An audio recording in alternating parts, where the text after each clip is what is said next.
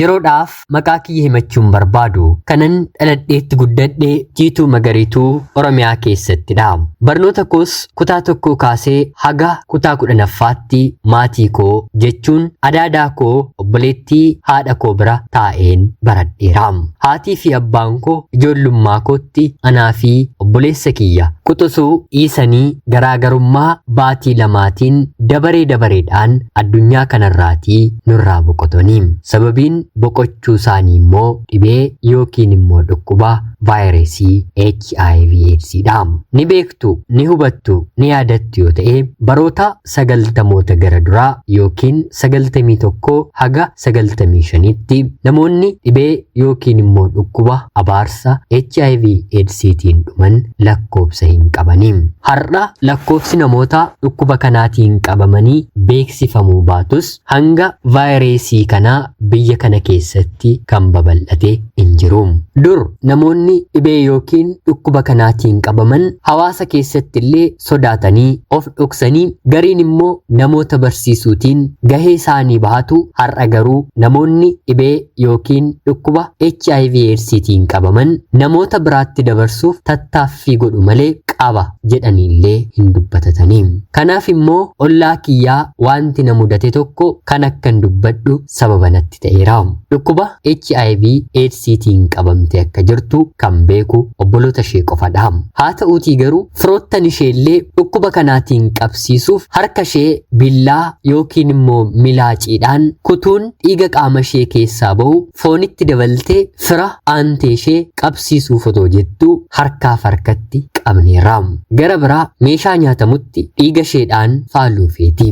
Ollaama keenya waan na turteef namoota hedduu irratti yaalii gaggeessitee gariin qabsiistee gariin immoo rabbi harkaa baasee dhumarratti adabamtee hidhaan waggaa 8tti murtaa'ee har'allee mucayyoon kun mana adabaa keessa jirti. Ani dhukkuba kanaan waanta hin qabameef siifis hin ooliin ilaalcha jedhutu namoota dhibee kanaatiin qabamanii keessa jira malee akka durii of qusachuun hin jiru. Jaalallee ni qabatu, ni heerumu. Si'a kana immoo mana yaalaatti deemanii dhukkuba HIV/AIDS qabaachuuf dhiisuullee kan wal ilaalu wanta hin jirreef dhibbaa dhibbatti waa'een dhukkuba HIV/AIDS haadhaa fi abbaa koo fudhatee dagatameera yoon jedhe soban ta'u. Haatiif abbaan koo akkuma boqotanitti umrii waggaa 4 adaadaa koo biran dhufe. Adaadaan koo magaala guddaa keessa jiraatti. Abbaan manaan ishee sabaan nama Tigreedha. Isheen barattee yeroo isheetti barsiistuu taateetti. Innillee akkanuma mana barumsaa keessatti barsiisaadha. Yeroo nan isaan bira dhaqu ijoollee 4 qabu.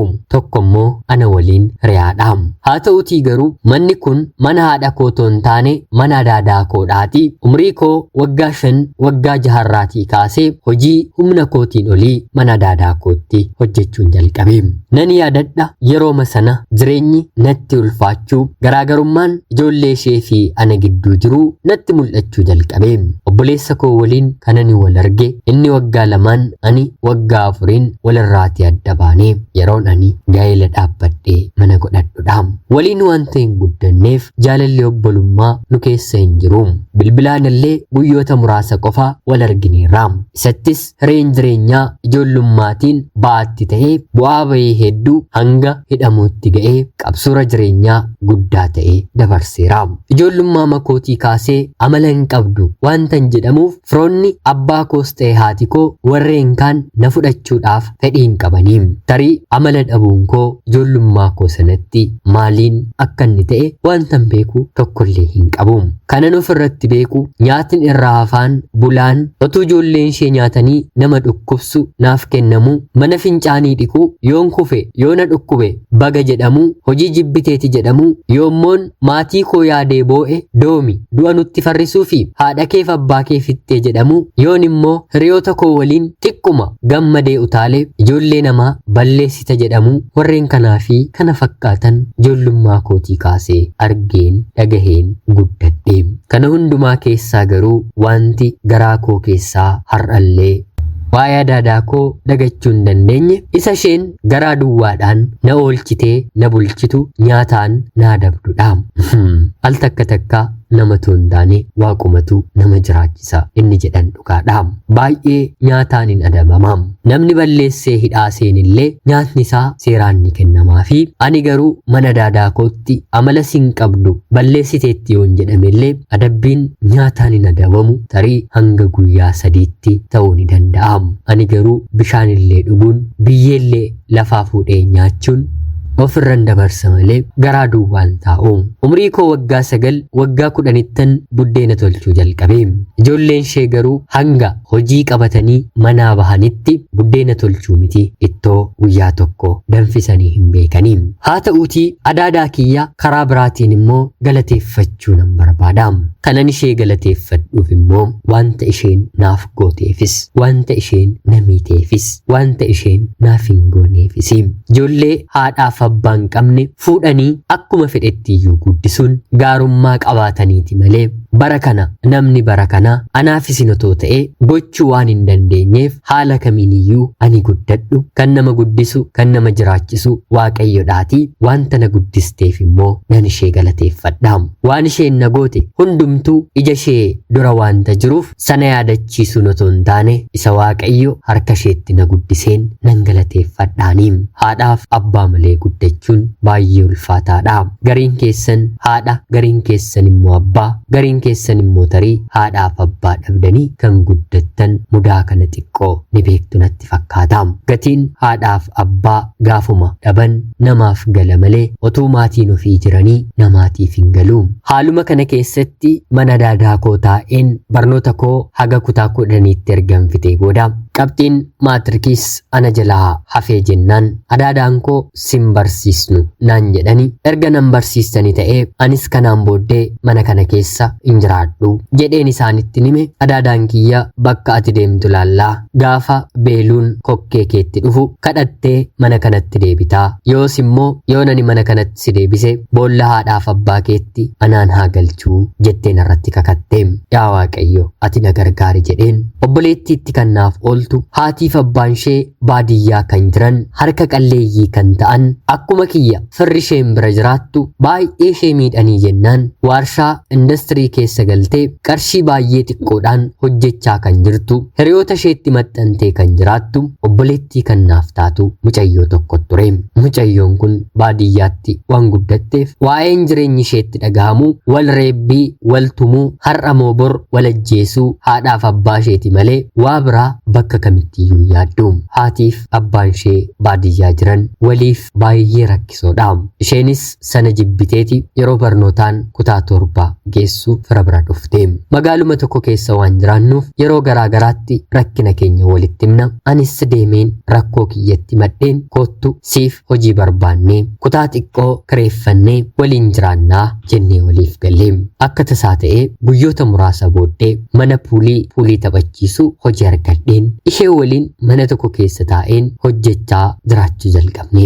Gara jalqabaa jireenyi baay'ee nutti ulfaate. Mindaan koo gatii mana kiraaf ga'a, kan ishee immoo nyaataaf illee nuuf hin gahu. Baay'ee rakkachuu, baay'ee dararamuu jalqabne.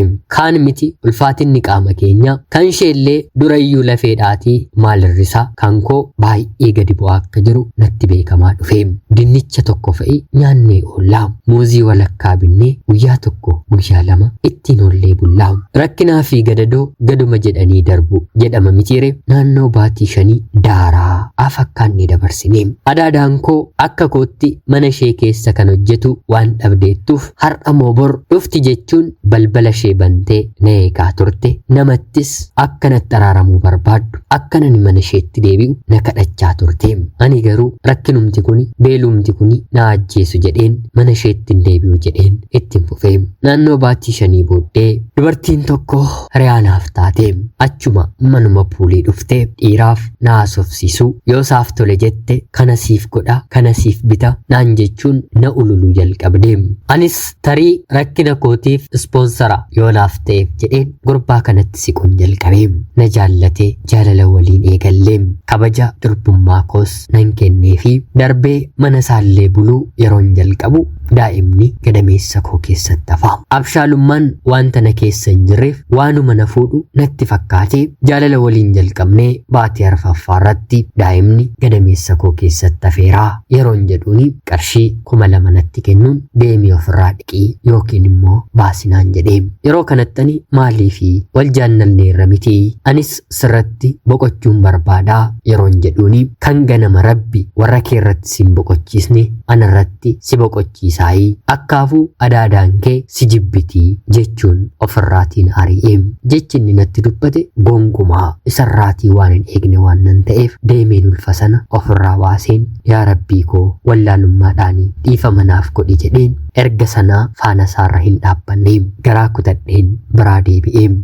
Yeroo nani biraatii deebi'u obboleettiin koo immoo jechuun obboleetti kan waliif oollu mucayyoon waliin jiraannu immoo gurbaa konkolaataa oofu tokko jaalallee godhattee nan argee yeroon argutti dhugaa dubbachuuf nan hinaafee jireenyi ishee har'umaaf har'atti waan jijjiiramu natti fakkaate isheen bifa qabdi qaamni ishee garuu akka lilmoo qal'ataa ani immoo bifa hanga ishee hin qabu qaamni koo immoo xiqqoo isheerra fooyya'aadha bocni koollee giddu galeessadha mucayyoo jaalallee koo sana walla barsiiste waliin hiriyaas waliif taaneerra mucayyoo kanaatiin jaalallee obboleettii koo kanatti inaafuun barbaadaa nama kana naaf qoradhume hundaafuu dhiirri bara kana tuttuqee madhiisa malee dhaabbiidhaan dubartii tokko waliin hin ta'uu yeroon jedhuuni gurbaa sana naaf qoratte qabeenya akka qabuu fi obboleettii kiyya kana garuu yeroodhaaf malee gaa'ilaaf akka hin barbaanne qalloo akka taatee fi teessuma akka hin qabne sareerratti akka isan gammachiisne fi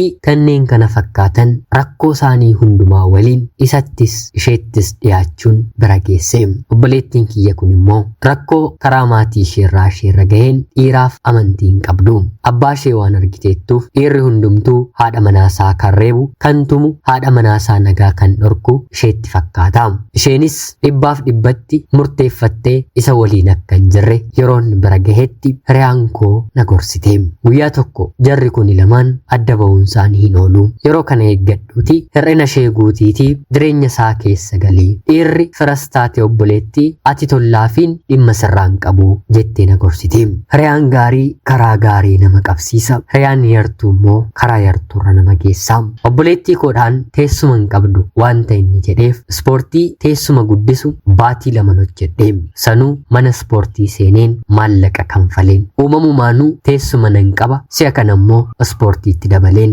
teessumni koo ajaa'iba ta'aa dhufe anis yeroo obboleettii koo waliin isa biran deemu teessuma kiyya gara isaatti galagalcheen meeshaa gadi jedhee fuudhu sobeen ta'iiwwan garaagaraa kalaqu uffata kiyya haga sarbaa kiyyaatti ol qabeen akkan dogongoraan qabe fakkeessuun gad ofirraa deebisu gorsa gaggaarii isaaf ishee gidduutti qooduu fakkaadheen itti mul'adheen dhumarratti yeroon isheen barbaadu jedhu walitti araarsuu fakkeesseen ija isaa gara kootti galagalcheen jaalallee obboleettii koo salphaadhaan kan kongodhe yeroo kanatti inni manallee qofaatti naaf kireesse namni sammuudhaan yaada ani immoo teessuma kiyyaan yaaduu wanta hin jalqabeef sireerratti akka ajaa'ibaatti isa gammachiisuun jalqabe obboleettii kiyyaatiin jaallatee ture natti fakkaata yeroo hundaa ishee waliin wal bira qabee na ilaala haa ta'uutii garuu jireenyaaf anaan qofa akka filatu hariiroo keenya baatii 3 guunne keessatti na mirkaneesse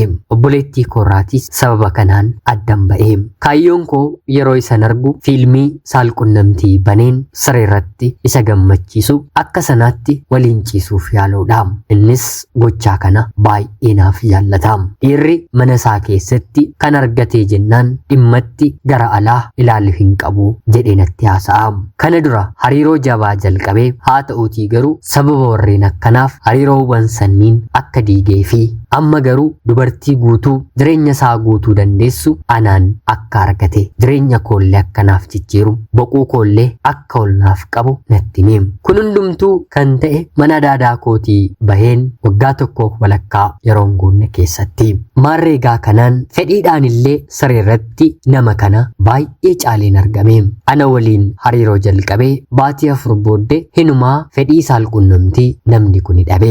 Sababiin kana immoo bahus galus bakka tokko deemnus ani kanarratti xiyyeeffadheen boqonnaa wanta isan dhorkuufi yeroo kanatti ture.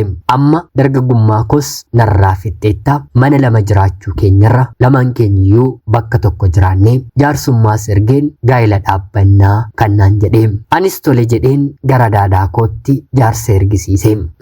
Adaadaan koo beelaan du'uu koo malee gaa'ela dhaabbachuurra ga'uu koo waan hin beekneef jaarsummaan mana ishee akkan dhufne dhorkite. Adaadaa biraa waan hin qabuuf ishee obboleettiin koo bira turteen ishee biratti ergadheen jaarsummaan naaf xumurame. Gaa'elli xiqqoos hiriyoota isaa waliin nuuf gaggeeffame mana tokko keessa waliin jiraachuu jalqabne. Waliis gallee waliif taane. Haa ta'uutii garuu gaa'elli keenyi tokko taane nagaa kan ta'e umurii baatii 2 yeroo hin guunneeni. Wanta inni barbaade nan ta'aa fi nan godhaa fi ture. Haa ta'uutii garuu abbaan manaan koo ati sammuun kee saalqunnamtii malee waa biraa yaaduu hin dandeessu. Anaanis kanarratti umurii kanaan dadhabaa na gootee guyyaa maaliin si filadhee si waliin jiraachuu jalqabee jechuun narraa fagaachuu mana dhiisee bakka biraa buluu jalqabee. Si'a kana gaanii haadha manaadha mitiire akkam bakka biraa bultaa anarraatii maal dhabdee maaltu sitti hir'atee kan jedhu ka'uu jalqabee. Baatii 3 baatii 4 yeroo geenyutti mana koo keessaatii wanta barbaadde fudhuutii anarraa ba'ee ani si waliin jiraachuun barbaadu jechuun jala muree abbaan manaan koo na gaafate. Anis maaliin si godhee maaliin si balleessee yeroon jedhuuni lakkii gaa'elli akkanatti hin tolu. Ani guddachuu jijjiiramuu kanaa ol qabeenya horachuu malee dadhabaa ta'uu hin barbaadu. Ati dhiira dadhabaa na gootee jechuun naaf deebise. Anis rakkoo isaa waan hin beekuuf mana yaalaa deemiitii namoonni saayikoolojii beekan si haa gorsanii malee ana biroo rakkoon hin jiru. Anoo sirraa adda ba'uu hin barbaadu. Si jaalladheeraa si filadheeraa siif gatii guddaa kanfaleeraa jedheen isatti hime. Otuma walitti buunuu naannoo baatii 7ffaatti jarreen kana bira dhaqee mana yaalaa jechuudha gorsa fudhatee anaaf hojii naaf banuu murteesse. Yeroo sotoon fudhatiin maallaqa waan qabuuf mana uffataa naaf banee. Moolii yookiin immoo addaraasha gabaa gamoo guddaa ta'e magaala keenya keessattis mana uffataa yeroo inni naaf banu gammadeen keessa hojjechuu jalqabe. Uffata dubartootaa gosa garaa garaa jechuudha. Toora onlaayiniitiin fa'i ajajeen hojjechaa gurguruu nan jalqabe. Uffata kana gurguruuf immoo akkuma namoonni asirraatii mana uffataa fi kosmootiksii wantoota garaa garaa gurguran toora tiiktookii irratti beeksifatan anis tiiktookii akkaawuntii koo irratti beeksisuun jalqabe. Uffata kana kan hin beeksisu ofii kiyya uffadhee fuulduratti duubatti gaggaragaleeni teessuma waan hin qabuuf haala gabaabaatiin wanti nani beeksisu vaariyaalii bahaa. Foloorii 50,000 olis suuqii kana baneen baatii 3 keessatti horachuu danda'e. Maarreegaa gabaa hojiis nan argadhe. Gabaa hojii duwwaa otoo hin taane kanneen haadha manaa qabanis hin qabnes ijoolleen dhiiraa bilbila kiyya irratti yeroo yerootiin bilbilu uffata kan barbaadanii fakkeessanii anaan haasofsiisuu fi kanneen kana fakkaatan yeroo ilaalanitti darbe immoo namoonni kashlabboonni tokko tokko suuraa saalqunnamtii garagaraa yeroo natti ergani abbaan manaan koo bilbila koo waan to'atuuf yookiin suuqii kana cufi yookiin immoo gaa'ela kanaatiin adda baana naan jedhee. Yeroo kanattani gaa'ela kanarraatiin adda baha malee suuqii kana hin cufu jedheen jala mureen itti hime. Eeyyama maqaa isaatiin banee ture. Guyyaa tokko bakka hin ciisuutii furtuu fuudhee meeshaa keessa jiru hundumaa konkolaataatti fe'ee barii deemeen yeroo banu suuqiin kiyya duwwaadha meeshaan koo ni hatame jedheen yeroon iyyuu waardiyyoonni moolii sana eegan lakkii abbaa manaa keetu konkolaataatiin fe'ee jechuun na tasgabbeessanii. Kanaan suuqii kiyyaa narraa cufee akkaawuntii tiiktookii kiyyaa guddachaa jirullee dileet godhee na jalaa balleessee. Yeroo kanatti bakkan dhaqu filmaata dhabeen kan waliin moolii gamoo gabaa sanarratti waliin daldallu ijoollee kan qabdu gaa'ela isheerraa kan adda baatee dubartii tokkootiin maal naaf wayyaa jedheen rakkoo kootti meen mariisisee. Yeroo kanatti isheen gaa'elli keessan karaa sirriin ijaaramne adda ba'uun keessan hin oolu. Haa ta'uutii garuu yoo daa'ima godhattee fi dhiirri tasgabbaa'uu ni danda'a dafii dahii fi naan jettee. Anis dahuudhaaf yaalii gochuu nan jalqabe. Waggaa tokkoof baatii 8 dahuudhaaf nan yaale. Haa ta'uutii garuu yeroo na didutti mana yaalaa dhaqeen iccitiidhaan ilaalame. Haa ta'uutii garuu daa'ima dahuu akka hin dandeenyee fi Gadameessi koo miidhamaa keessatti tortoree akka jiru yeroo gabaabaa keessatti hin yaalamu yoon ta'e kaansariitti akka jijjiiramu natti himanii. Jaalalli abbaa manaa koo irra keessa erga ta'e waggaa 2 darbeera. Ergan dhukkuba kana dhagayan immoo qaamni koo guyyaadhaa gara guyyaatti gadi seenuun dhukkubsattuu ta'e hin jira. Yaalamees mana yaalaatti marmaarees furmaata hin arganne. Kana booddee ture abbaan manaan koo dubartii gara biraarraa daa'ima akka godhate nan dhagahe. Otuu nani jiru qabeenya horanne wanta waliin hin qabneef qabeenyi inni horate durumaa kan qabu isa kaan immoo maqaa obboloota isaatiin kan godhe waan na tureef qarshii ta'e naaf laate. Kanaan booddee gaa'ila si waliin hin barbaadu, karaa kamiin iyyuu ati nagaa naaf fiduu hin dandeenye jechuun anarraa adda bahee haadha mucaasaa waliin jiraachuu jalqabe. Maallaqni naaf kenne anaaf gahaa ture. Haa ta'uutii garuu cubbuun ani obboleettii koo irratti hojjedhe iji karaa tiiktookiitiin of hin nyaachise dhukkubni isaa haga har'aatti na keessaa hin baane. Maallaqa inni naaf kenneen hojii kiyya karaa naaf qabateetti deebi'een hojjechuu jalqabus haa ta'uutii garuu karaa fayyaa qabeessaan dhukkuba namatti hin taaneen malee karaa kaleessaan miti. Buddeenni karaa cubbuu finnu kunoo deebisee dhukkuba namatti ta'a. Gaa'illi sobaatiin ijaarramne nagaa firii dhabee kunoo akkanatti adda ba'a. Ijoollummaa koottis hin boqonne har'as boqonnaan arganne. Rabbi boqonnaa siifaa kennu jedhaatii kadhannaa keessanitti ni yaadadhaa. Ani obboleettii keessan Jiituu Magariituu Oromiyaa keessaatii ulfaadhaa nagaatti galatoomaa.